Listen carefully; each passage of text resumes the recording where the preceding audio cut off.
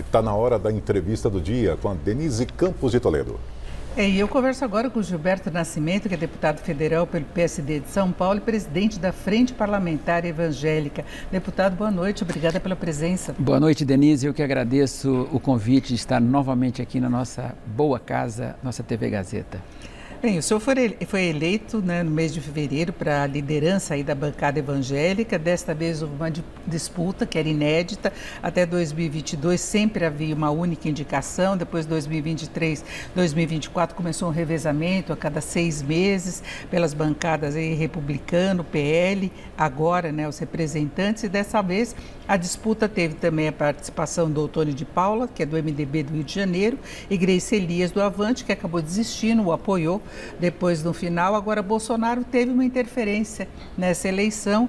Ele rejeitou Otônio de Paula porque ele teria se aproximado do presidente Lula, porque ele deu uma bênção naquela data em que o presidente assinou a criação do Dia da Música Gospel. Eu queria falar isso primeiro.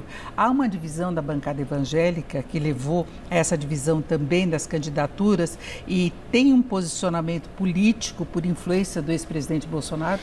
Não, Denise, não tem essa influência política de maneira nenhuma. Claro que numa casa democrática, onde nós temos uma bancada que tem 222 deputados federais e 26 senadores, é muito natural que, como todos são produtos do voto, todos vivem pelo voto, então é natural que num momento como esse se dispute no voto. Tá? Então você vê que surgiram aí 3 candidaturas, boas candidaturas inclusive, mas que talvez o que me levou a ter um pouco mais de vantagem é o fato de ser um dos mais antigos da frente, de ter sido um dos criadores da Frente Parlamentar Evangélica também em 2003. Tá? E a minha forma sempre muito tranquila do diálogo, de conversar com todo mundo, isso provavelmente deu a todos a tranquilidade de termos alguém ali que pudesse conversar com todos os lados. Então foi isso. Agora, qual a sua posição em particular em relação ao governo Lula? Porque o senhor defende as pautas de costumes, diz que sua gestão tem como pautas prioritárias a defesa da família, contra o aborto, contra a liberação de drogas, mas até onde vai a oposição ao governo e até onde há a possibilidade de um entendimento, por exemplo, em relação a outras pautas que não sejam de costumes? Denise, as pautas nossas são muito claras e ideológicas. Tá?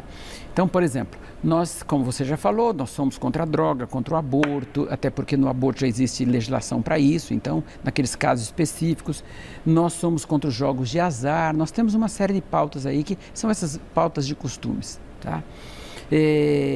Por outro lado, essas defesas, nós vamos fazer elas de forma muito firme e qualquer momento que o governo se insinuar contra essas pautas, nós faremos oposição sem dúvidas nenhuma. Não é o papel de uma frente parlamentar, Denise, fazer oposição ou ser situação no amplo, no cômputo geral de governo, tá? Porque isso compete aos partidos políticos. Então, por exemplo, a frente que eu represento, e graças a Deus tive aí quase 65% dos votos na disputa interna, totalmente democrática, e deixou inclusive a bancada muito unida. Mas a frente, de qualquer forma, ela não pode ser uma frente que diga o seguinte: olha, eu sou contra ou a favor do governo, porque nós temos lá desde deputados do PSOL até deputados do PL, passando pelo PSD, pelo MDB e assim por diante. Então, a oposição ao ser governo compete aos partidos políticos. Então, uma frente, ela tem que ter pautas muito definidas. Claro que nós também vamos entrar na discussão e nós queremos ser uma frente propositiva de tantas outras coisas. Por exemplo, nós temos lá muitos deputados e senadores especializados, porque nós estamos falando, por exemplo, e repito, de uma frente com 222 deputados, com 24 senadores. E todos esses senadores, deputados, têm lá as suas pautas de ideias e assim por diante. Então nós vamos aproveitar muito esse pessoal para nós podermos fazer propostas para o Brasil. Por exemplo, na área econômica, nós vamos trabalhar muito isso. Nós temos, por exemplo, deputados lá que conhecem, eu já discuti com eles, com alguns deles esses dias, a questão da dívida interna. Nós não podemos ter uma dívida interna que cresce dessa maneira. Nós não podemos ter um país que paga 2,5 bilhões de juros todos os dias. Nós não podemos ter um país que cada vez que aumenta a taxa Selic, como agora 1%, nós aumentamos 50 bilhões a mais em um dia, ou seja, nós damos aos banqueiros brasileiros, ao sistema brasileiro, mais de 50 bilhões. Agora, essa é uma discussão também do presidente Lula, que já foi contra a gestão de Roberto Campos Neto pela elevação de juros, gestão que prossegue agora porque tem a discussão com relação à inflação. Como é que o senhor acha que pode ter uma interferência nesse processo? Bom, nós vamos levar sugestões a isso, nessa direção. Estamos organizando, eu assumi a frente há 10 dias atrás, estamos inclusive fazendo a próxima reunião, já nomeei a diretoria e fiz a diretoria mais democrática, porque são 20 diretores no país, então nós colocamos 10 homens e 10 mulheres, convidei uma mulher para ser a minha vice, que é a deputada Gleice, tá?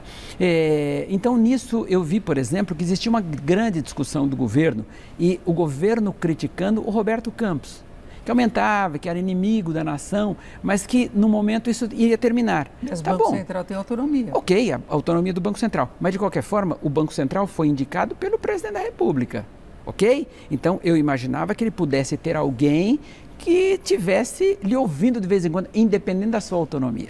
Agora, no caso, por exemplo, da proposta que o governo apresentou nessa semana em relação à isenção do imposto de renda, a bancada evangélica seria a favor? Nós estamos muito preocupados, Denise, que cada vez que você diminui, claro que nós queremos diminuir impostos, tá?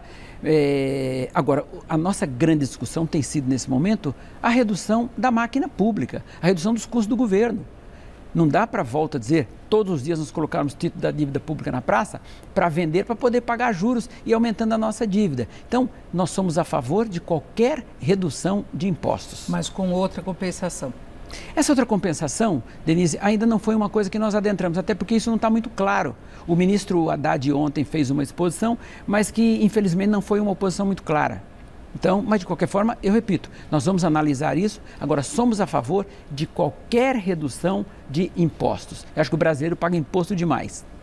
Agora, o senhor falou em uma pacificação da bancada e nós tivemos aí nesta última semana o pastor Silas Malafaia atacando o presidente republicano, o Marcos Pereira, que mostra um certo racha aí, não na bancada, né, porque Malafaia não tem uma participação efetiva no Congresso, mas ele chamou o Marcos Pereira de cretino, de uma vergonha para os evangélicos, por ele sugerir que não é hora de analisar o projeto de anistia dos envolvidos em 8 de janeiro. E isso fez com que Crivella também participasse, mostrando que Malafaia se equivocou, pelo menos foi a avaliação dele.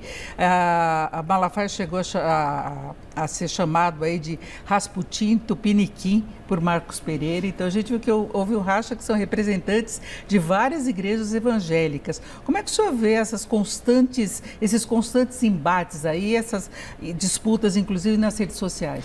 Claro que nós vemos isso sempre com muita preocupação, porque nós precisamos de pacificação nisso tudo. Mas me parece, eu não me aprofundei, sinceramente, eu não li a entrevista de um ou de outro, quer dizer, como é que foi a briga. Eu vi por alto, hoje alguém fez um comentário comigo. Mas eu fiquei sabendo também que hoje à tarde, me parece que o ex-presidente Bolsonaro deu uma entrevista, disse que já teria conversado com o Marcos Pereira e estaria tudo bem. Talvez tenha sido um mal entendido. Então eu imagino que a coisa possa caminhar por aí.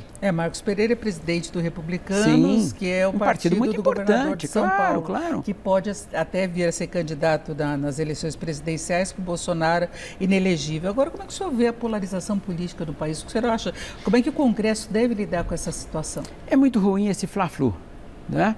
Porque é aquele negócio, se você tem ali alguém com camisa vermelha e outro com camisa verde, um olha para o outro com uma certa desconfiança. Mas se amanhã esses dois inverterem as camisas, vão continuar as mesmas desconfianças. Então, isso me preocupa muito. O Brasil tem muitos outros problemas. O Brasil tem problemas demais.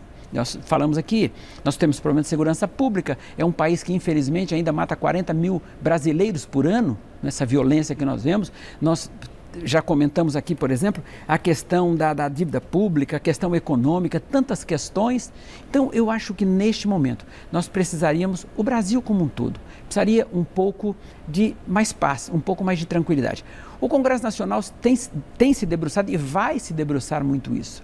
Nós precisamos pôr um pouco de água nessa fervura, ver aí como é que vão ser os candidatos a partir daí, como é que isso vai fazer, a direita como se posiciona, a esquerda como se posiciona, para a gente poder, mas volto a dizer, há necessidade de um pouco mais de tranquilidade e esse fla-flu não ajuda em nada. Alguma possibilidade, para encerrar rapidamente, de proximidade dos evangélicos maior com o presidente Lula? Os evangélicos não se distanciam de ninguém. O governo é que tem se distanciado. Porque o evangélico também ele vai ao mercado, ele vai ao posto de gasolina, ele vai, enfim, ele vai fazer as suas compras também. E ele acaba vendo que os preços estão altos. Então, não é que o evangélico está se distanciando do Lula, do presidente da República. A população vai se distanciando.